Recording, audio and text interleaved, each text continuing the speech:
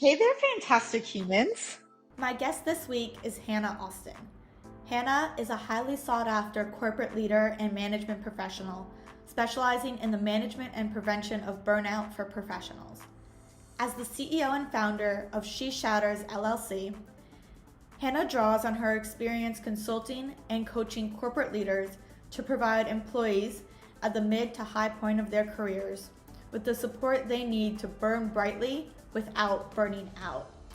Prior to founding SheShatters, Hannah spent 20 years as an executive in the healthcare industry, a role in which she faced immense pressure and witnessed her colleagues suffering the effects of burnout in mass. She became determined to make a change that would impact not only her own path in life, but the paths of many inspiring professionals she knew and worked with. Hannah founded SheShatters in 2021 with the goal of helping employees and managers find a balance between their professional and personal lives, and on a macro level, leading a movement away from the corporate hustle culture. Hannah, thank you so much for chatting with me today. Thank you, Danielle, for having me. I want to start with this story of how you realized you were burnt out after 20 years as an executive in healthcare, because we hear about burnout so often. So I'd love to hear from you. How did you know? Yeah, great question. So I didn't know, right? I just knew that something was wrong. And I think often as women and employees, you've been doing something for, a long period of time. In my instance, it was 20 years. I thought, was I anxious? Was I depressed? Was it just the pandemic? It was during COVID and the beginning of COVID where most people were just not doing well anyways. So I just chalked it up to it's just COVID. I've got the COVID blues and I got to suck it up. But very quickly, I realized that it had been years and years of me ignoring the signs and symptoms of me not being okay, being overworked, being underutilized in a lot of different ways. And then also feeling like I was super cynical about my job, right? And those were all kind of signs and symptoms. The biggest piece, though, was the physical symptoms, right? Migraines, not feeling focused, kind of like you're going through a fog. And I was a very productive person most of my entire career. And so this was really new to me. And so I found myself in uncharted territory and ultimately almost collapsed in the hospital that I had worked in. Oh, wow. So tell me more about that. You almost collapsed. What was that day? What were you feeling? How'd that happen?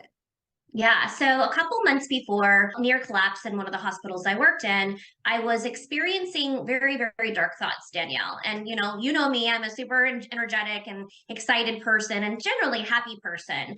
And I had been feeling like a dark fog had been coming over me, super, super sad, super, super depressed, just really not well.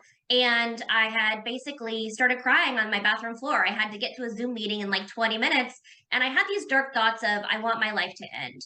Now, that was a very, very deep and dark moment, and one I had never experienced before. I had always been, the person that everyone went to, asking for help and support, never asking for help on my own. And so that was really a defining moment. And so, what did I do? I did what most women do.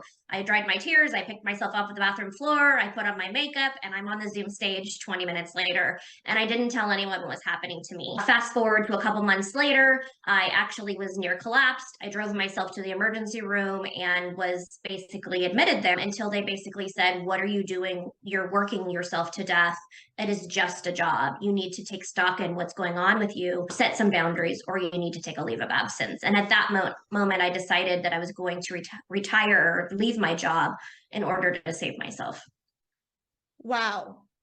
I can't imagine what it's like hearing those words from a doctor, from medical personnel. What did that feel like? Someone who's so type A, who is so driven. How did that feel? How'd you handle that? It was pretty shocking because it's like I didn't realize it was that bad. I mean, a couple weeks before, being on the bathroom floor and looking up to the universe and saying, "I can't do this anymore, help me." That was the first time I'd really literally said it out loud in the privacy of my own bathroom, right? And my own self. And I think after talking with, hundreds of women and hundreds of people since I started my company, they all say it's those conversations that you're having with yourself in those private moments that are the most intimate. And that's your inner voice saying, you can't do this anymore. I chose to ignore that inner voice, right? Again, I picked myself up. I continued with the Zoom stage. I continued with my job until finally my body reached its breaking point and said, your heart and your mind is not making the right decision. Your body will tell you you're done. And I think hearing the doctor say, your body's telling you you're done was not a slap in the face, but like, okay, I can no longer run. I could run from my heart, I could run from my mind, but when your body's basically collapsed, there's no running. Like I had finished that race. And so tell me about what happened next, because you know better than me because you speak with so many women in terms of burnout, but even from my own experience, right? We get stuck in, well, now what? If I did quit, what would I do? Yeah. You know, we're supposed to take a vacation. What do we really do next? And so how did you decide what to do next? Yeah, I mean, for me, it was once I kind of came home from the hospital and my husband and I had a discussion when it was a little bit more proactive. It was like, I can't do this anymore. I could take a leave of absence, but I knew at that point I was a workaholic. I had had 2 cell phones since I was the age of 21. I grew up in an environment where I was available 24/7. I have the type of personality that I get addicted to work. And I just didn't honestly, Danielle, trust myself enough to go back to work, right? So leave of absence wasn't a option for me personally. I also felt the stigma of I'm a manager, I'm a leader. I tell my staff all day long, I'm here for you, take care of yourself, take leave of absence, use EAP, use all of these benefits. But I didn't believe that I deserved those as a manager, right? My job was to help other people. And so for the first time in my life, I said, I'm not able to help other people because I can't even help myself. And so at that point, I made the decision. We financially worked out what we were going to do. The plan was for me to just take 3 months off and then reevaluate. I gave notice at my job. I ended up staying a whole nother month, just wrapping up and making sure things were tucked in. But that leaving and tearing away from that old identity of being a workaholic, I mean, I basically told my company, I am not going to anything else. I'm just done. I didn't tell them, how bad it was that I was in the hospital, because at that point I was still kind of reckoning within myself of what was going on. I just said, I need to be done. I love you guys. I wish, you the best of luck. I'm not running to anything. I need to run towards myself. Were there any feelings of failure that you had to grapple with during that time? Oh yeah. Yes. I mean, I think the last year and a half, 2 years has been, on the days of starting a business, which I know you appreciate and understand as a women entrepreneur, there's days you're like, I'm saving the world, I'm making a difference. And then there's days you're like, nobody's buying anything. What am I doing wrong? I should go back to my other job or my previous life. And of course, that's totally normal, which is why I wrote my book as a love letter to my readers of, if you're going to do something, do it, right? Do it scared, but just do it and take that leap of faith and really figure out what do you really want to do? Because I think often as women, we are sold this societal expectation of, you need to, work harder. You need to have 2.5 kids, or not only now is it enough to be a CEO, you have to have a side hustle as well. And you have to be fluent in 5 different languages, right? So I think that we have these expectations on our shoulders. And when you leave a job or you're losing your identity in some way, you really need to look inside and say, was that the identity that I really wanted? Is that who I truly am? And so the last 2 years have really been unpacking, leaving the old Hannah behind and really figuring out who I truly am and what I truly want to do. 3 months later of this not leave, after you've left, and you ended up starting a company. At what point really did you know that that's the next step as opposed to another job or really anything else? Yeah, I mean, to be fully honest with you, I was looking for other jobs. I was looking for other jobs as COO, CEO, because that's always had been in my mind what I wanted to do. I wasn't actually looking for something to fuel my heart and spirit because I was still thinking with my head, if that makes sense. I was thinking, I've taken 3 months off. I miss making the money I used to make. I miss the title. So I'm just going to apply for same old jobs. Quickly did I realize that none of those jobs, like even going to the interview for those jobs, I was like, I don't really want it. I don't really care. It's just a job.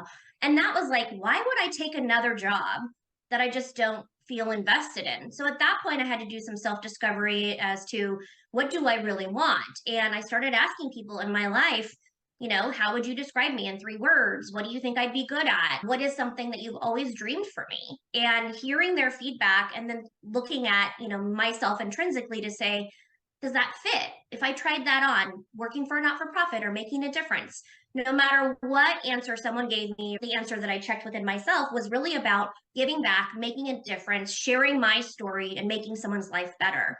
And so, frankly, Danielle, I just started writing in my journal and talking with people, and they said we need someone to provide us with the tools and support we need for burnout and burnout prevention because we were knee deep in COVID at that time.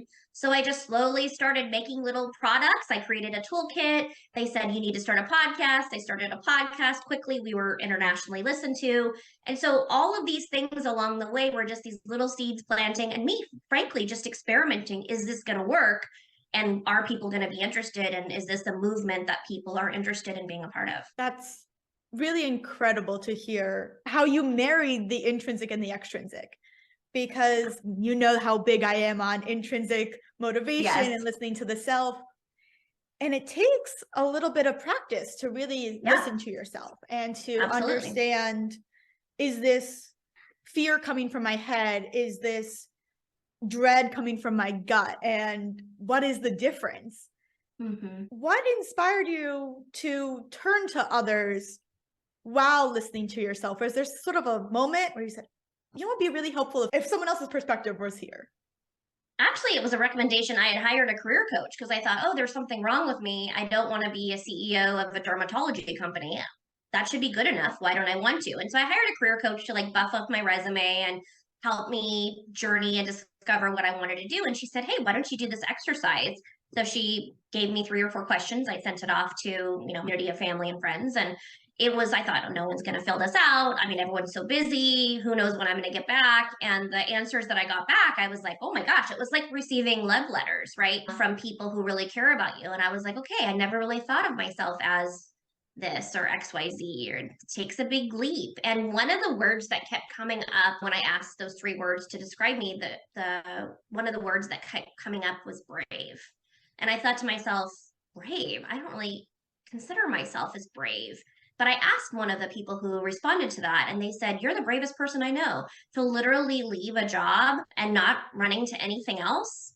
I mean, that's a leap of faith. That's betting on yourself, which is what I made one of my chapters called Betting on Yourself, because for the first time in my life, I didn't just have a plan that I had wanted to my entire life. I leaped into the unknown, which sounds very spiritual and kind of kumbaya, but the reality is I just knew that I couldn't go back to what I was doing before. I just hoped that there was something better ahead. I love the term love letters, because I've felt that when a friend tells you what you mean to them, but not in terms of, oh, you're such a good friend. I appreciate you, which honestly, we hear way too rarely in our society.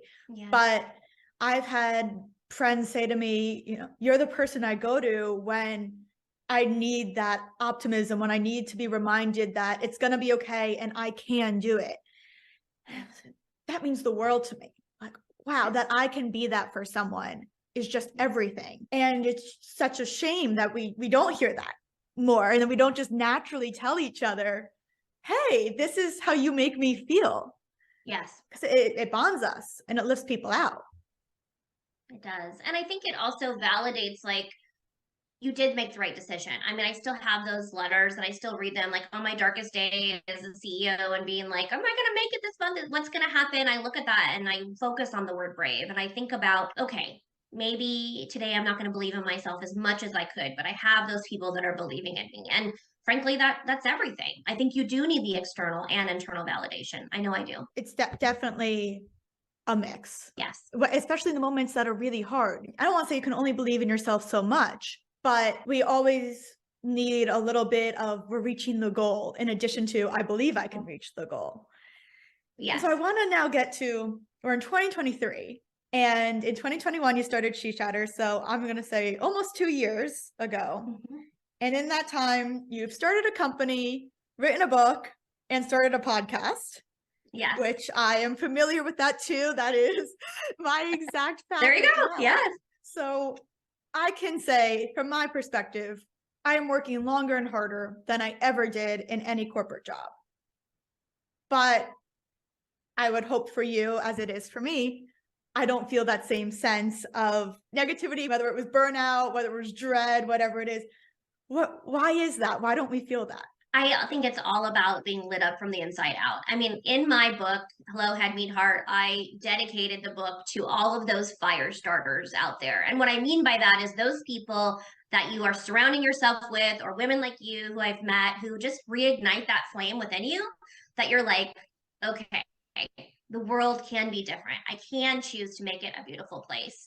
And so I think ultimately, Danielle, I'm on fire. Like it feels good. I feel like I'm in my 20s again, which, not physically, because I have one good arm and one good leg. When you're 40, you'll understand. But from the inside out, I get up in the morning and I'm like, I'm excited to have a podcast with Danielle. I'm excited to, be on the national news. I'm excited to mentor another woman who's writing a book right now and at a dark moment of her life. Like you're helping someone, you're making an impact and you're making a difference. Now, I had this feeling initially when I started in healthcare because you're an empath, you're in healthcare for a reason, you want to make a difference. Somehow I just lost sight along the way of why I was doing it. And I think this just brings my why full circle. Sounds like the why you're doing it, which gets very interconnected with our sense of purpose as well. Yes. Mm-hmm. You just described all the work you did to discover your sense of purpose. I'm wondering, is there also a level of control over your day, maybe? And I don't mean like, I mean more like autonomy, right? Yeah. In addition to the purpose. So what are those factors when you coach leaders and managers? What are those factors that they pull in to prevent burnout in their teams? Yeah, I mean, I think ultimately we all have a job, right? Even though you and I are CEOs of our own company, we still have commitments, right? So we would love to be able to just go off to the Bahamas or take a long weekend or whatever. And sometimes we can take that space. But mostly we are building something. And so when you're building something, your intention and your purpose and your time and energy go towards that. I think, in the work that I do now, traveling nationally and speaking with companies as well as individual people, I always say, what are those things that light you up from the inside out? Yesterday, I presented at a large scale company, mostly primarily men, but there's a group of women, and they're trying to build their cohort of women. And we talked a lot about, the purpose, the day to day work that they do. Do they have the flexibility in their schedule? Do they feel like they can speak to their employees and managers and direct, leaders about work that is ineffective? I mean, I think there's so many organizations that are working on projects that are just on the vision board or their strategy board because it's been there for the entire year. But when you actually look at the day-to-day landscape of our world and how your business fits into that, it may seem obsolete, which is why a lot of people are functioning in meetings that are not conducive, not productive, as you know. And I think it's time for organizations and employees and employers to dig deep and say, is this the work that is really focused on our mission, vision, and values? And what does that actually mean to us? Because I don't think we can all go through COVID or a pandemic or a recession and come out unchanged. And I do think organizations and companies are living, breathing organisms. Anytime you have people that work in those, they are alive. And so you have to change your strategy and tactics. It can no longer be business as usual. And that's what I preach, really making sure that your organization is alive, functioning on all cylinders from the inside out. And it's not just, does your company have purpose? But it sounds like what you're really doing is connecting the company's purpose, the company's mission with every employee, manager, leader's individual purpose, impact, mission, so that the right work is aligned with the right team member. And people are feeling heard. I think, being in leadership and management for 20 years in a variety of settings, I think people are really like, what are we going to do for our company culture? And they make it so challenging. The bottom line is people have to feel connected to themselves, their team, and their organization and mission and customer. Connection is key. If you're not spending money or investing in purpose, time, energy, and connection, you're not going to sell any IT support. You're not going to sell, a product or a service. It doesn't matter. It's about building relationships. And I think, honestly, Danielle, what I'm seeing in boots on the ground are people have forgotten how to connect, how to look each other in the eye, how to have a connected conversation. It's almost like we've lost our brains a little bit. So I think it's really about getting back to making that connection and people feeling heard. It goes back to what we were saying earlier. If only people said how they feel to each other, how someone makes them feel. Yes. When I meet someone, I mean, one of my favorite things to do, given my work probably, right, is ask them something similar. What do you love? And they all say like, oh, well, this is my job. So yeah, but what drives you? What fuels you? And what makes it so important to me is that when we align people's work with that fire inside them, like they show up so much better to work. Absolutely. Yeah. I've seen it in my own teams, and I'm sure you see it in your team now as a leader as well. Yeah, and I think the other piece is it's not just about, coming to work, doing your daily tasks, contributing to work as a whole. I think it really goes beyond. I feel like we've really lost our innovation. When you truly ask me, what was it that made you finally be burned out? My gift has always been to create, innovate, build, and build teams and culture. When that was, taken away from me because of COVID or isolation or whatever happened with the circumstances, I felt like I was dying. Pieces of me was dying inside. And because I couldn't create anymore, I couldn't innovate, I couldn't make that connection. And I think that happened to a lot of people. And I think now people are realizing, like, I just can't do this anymore. I need to leave my job, which was what happened with the great resignation, which is what happened now with the people that can't resign. They're just sitting there at their desk, quiet quitting, or whatever you want to call it. But I think it's really about loneliness, connection, and creativity. I mean, we've really lost that in so many facets of our life. Even on personal level, just earlier in the week, I was not feeling as inspired as I'd like to, as I usually do, coming into this life that I've built for myself that I love. And I took stock. I said, okay, what am I doing with my days? And I realized that I had gotten so caught up in all of the work I have that I had forgotten to read before bed recently. I had forgotten to watch some documentaries that I love. I hadn't recorded an episode of the podcast in a little bit and actually be able to connect with people, which is why I started doing this in the first place. It was so fun for me to connect. I was inspired by my book and connecting with people for those interviews. And as soon as I put that back into my life over the course of a day, a night, I suddenly was refueled. That spark was reignited, and it makes all the difference overnight. Really does. And I think a lot of people, when I travel around the country or do my speaking engagements, they say, gosh, you make it sound so easy. And I'm like, it really is. It's as simple as, looking at your planner or looking however you schedule your time and say, what day out of this week was I the most lit up? What day out of this week went the most successful according to me internally? And what happened that day? Was it that you recorded a podcast? Was it that you mentored another woman? Was it that you had a great connection with your kids or your husband or your spouse, whoever it is? And I asked them to actually, I call it project manage the F out of your life and who you are. Because I think at work, we can handle projects, we can build companies, we can build buildings, we can sell products. But if we can't project manage ourselves or know who we truly are and what fuels us and lights us up inside, we're no good to anybody else. And I really hate when people say put on the oxygen mask first because it's so overused. But I would say turn to yourself first. If you are feeling lost, kind of like you're spinning or you're feeling like I just can't do this anymore, pause, take stock in, okay, where am I right now? And what is it that I need for myself to get back on track and make next week a really, really positive week for myself? And then I'd say if you're a manager, you do that for yourself and then lead your team through that so that you can keep lifting them up and keep inspiring them in their lives, not just their work. Yes, absolutely. At the end of our session yesterday, I was talking about the importance of transparency as a manager and leader. And I said, I really wish I would have told my team, my leadership team, and the people that directly reported to me what was going on with me. I wish I would have shared that, in an appropriate way. Because now I have these people coming to me saying, oh my gosh, I never knew. I'm so sorry. I wish I would have asked you how you were because you were always the person that asked me how I was. And so, what I want to say to your listeners today is those people that are the most fine on the outside or person that you go to all the time, that you're drawing that energy from, who fuels you, those are the people that you need to check in the most and say, how are you really doing? Is there anything I can do for you? Or, hey, I noticed that you're not your general, jovial self. I'm thinking about you. And I think some people are really good at covering it up. I was one of those people, but I would say what I've learned now more than ever, 2023, 2 years later, is just to let go and let people in. I did an exercise similar to that myself recently, where I stopped saying good when people asked me how I was, because it's such a reflex, right? How are you? I'm good. Everything's good. Everything's fine. Life is great. And instead I challenged myself to say what was actually going on. whether it was a challenge I was facing or in work or personal.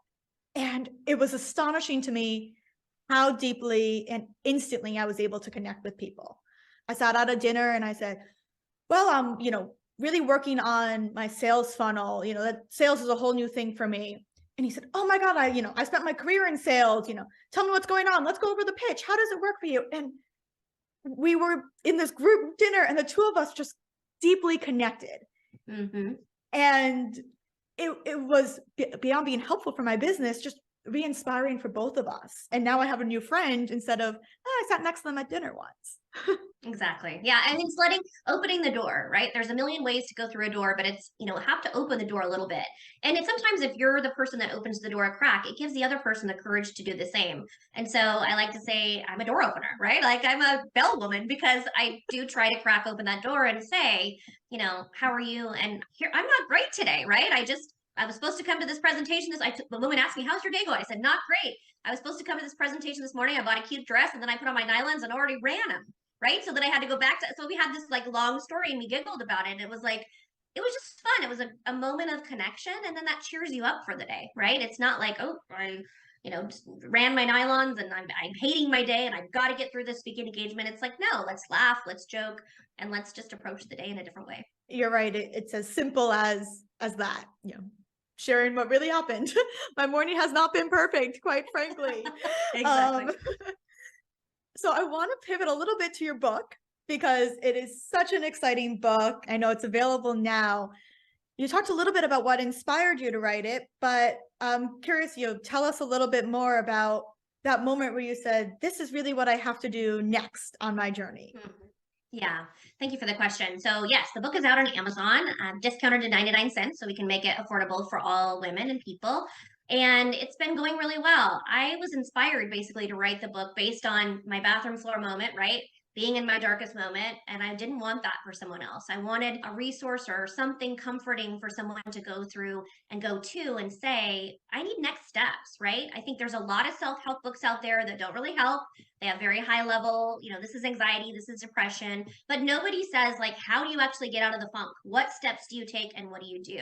And so I wanted every chapter to be a love letter to my reader to say, I've got you, I'm supporting you from afar, I've been there, I've turned my darkest moment into rocket fuel, and here's how you do the same. And the book starts on the bathroom floor, and then it ends asking the reader to live and leap towards their extraordinary life. How inspiring, truly. I mean, even just getting up off the bathroom floor for yourself is so inspiring. Too many people, we get stuck on the floor, not knowing how to lift up.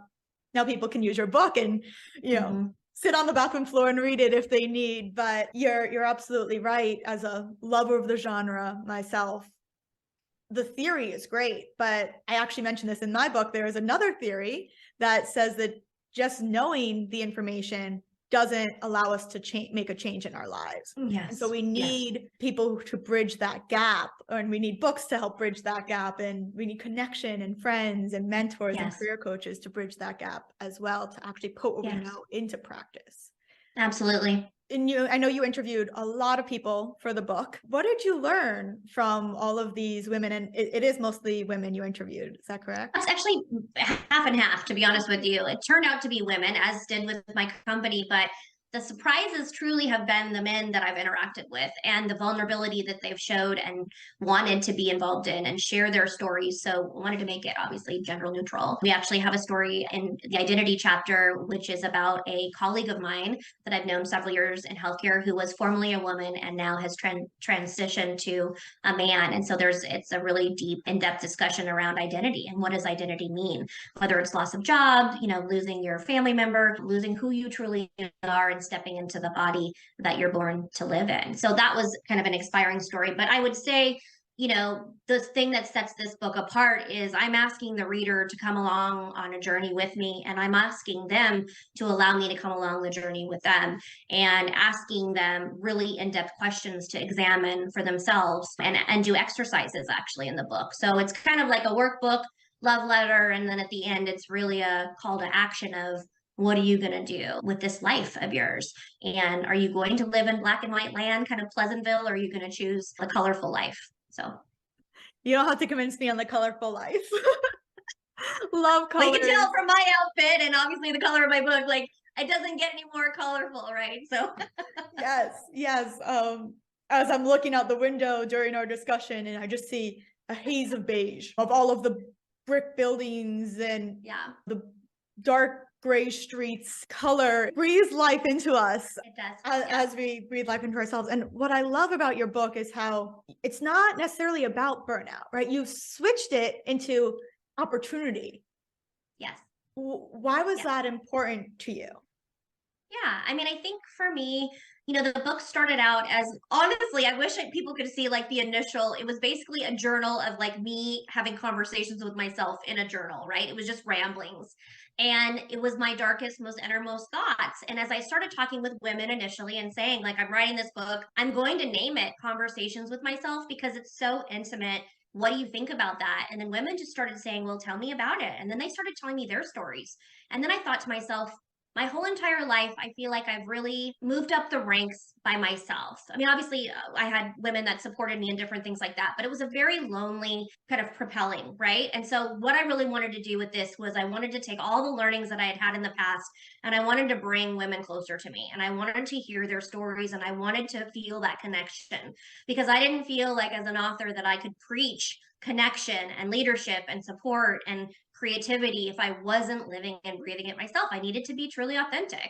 And so hearing their stories and weaving their stories within the book as well as mine, it created this bond and it created kind of this network and movement of women who were basically saying, and men later on, that we don't want to live these mundane lives. We don't want to live the life that someone else has built for us. We are choosing to leap towards something extraordinary on a leap of faith or a sign from God or a voice from someone or a word from a mentor. Like we want to start listening to both our internal and external worlds, which is why I named it Hello Head Meet Heart, because only then when you are using your heart and your head together are you actually truly able to tap into your extraordinary life. And that's, the love letter to the audience is really, it's an invitation to do so. As someone who loves lifting others up, as I do as well, how do you balance refueling by lifting someone up and not forgetting yourself, as you described happened in the past? Yeah, I mean, I think I'll be fully honest, it's going to be a journey. I know already in 2 years, there have been times I've been close to that razor thin line of burnout versus, ignitement, I guess I should say. Like literally setting myself on fire versus having the fire inside me, right? Literally. But I mean, I think really it comes down to you have to know if you've burned out multiple times, like I know what my triggers are. I know what that razor thin edge is between helping and hindering myself.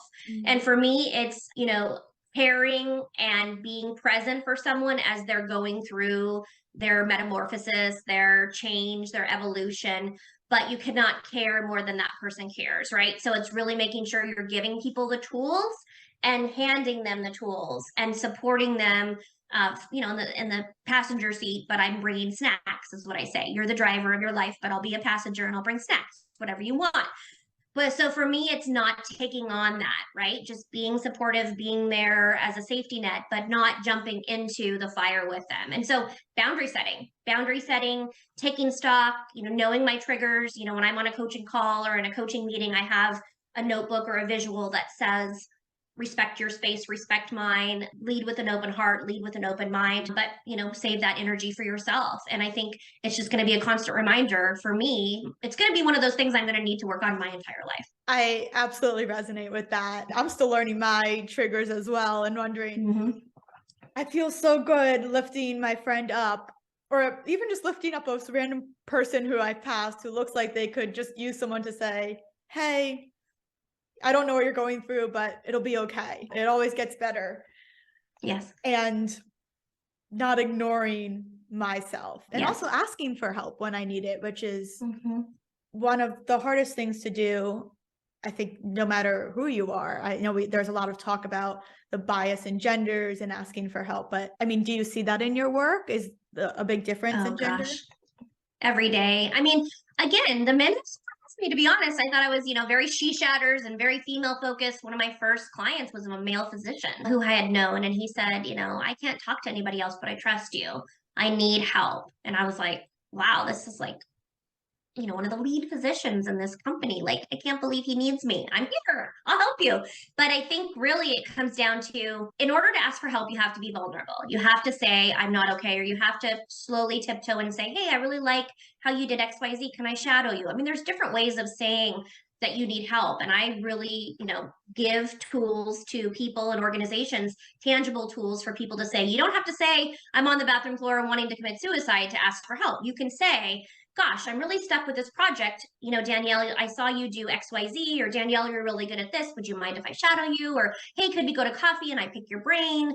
Or, hey, I really admire you. Like, there's things and ways to put yourself out there where you're not already putting your heart out there. You're just extending an invitation. Once you get to know that person, then certainly that can unfold. But just take a small step. I think people really get stuck in that 0 to hero moment where they feel like they have to tell everyone their child story and baggage and what they're afraid of. No, it's just a simple, hey, I really appreciate you. I'd love to learn from you, and make that connection. It doesn't have to be a huge, big mental health discussion and leap. I love that because it is so simple, but it's, I think, governed by so much fear in our society. Don't be vulnerable. Don't let anyone see your pain. If it's in the wrong hands, be careful.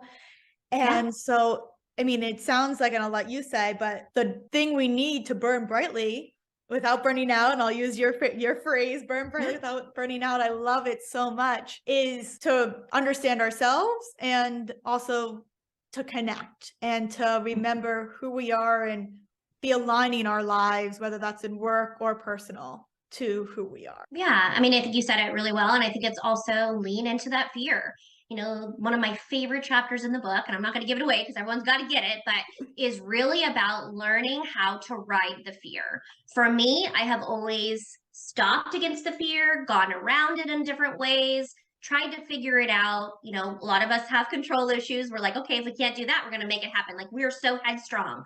Instead, I should have ridden the fear. I should have said, what am I afraid of? And talked to it and been like, well, what's the worst that could happen? Like, my relationship now with fear is so different, Danielle, than it was in my 20s and 30s and even 2 years ago. For the first time, I looked fear in the face and it said, what are you going to do next? And I said, I don't know, but I'm going to follow the golden thread of, I want to make an impact. I want to make a difference. And God, I am so happy that I followed that thread, because I never would have thought that I would start a company. Never would have thought that I would Google how to start a podcast and 10,000 listeners a year and a half later. And never would I have thought that my dream at the age of 4 would actually be coming true at the age of 43. That's so beautiful. Hannah, thank you so much for joining me and for this conversation. Yes. You can buy Hannah's book, Hello Head Meets Heart, on Amazon and learn more about Hannah and her work in our show notes. Thank you so much. Thanks, Danielle. Thanks for listening to this episode of Unboxing Humans. Check out our show notes for more information about our guest, and don't forget to subscribe.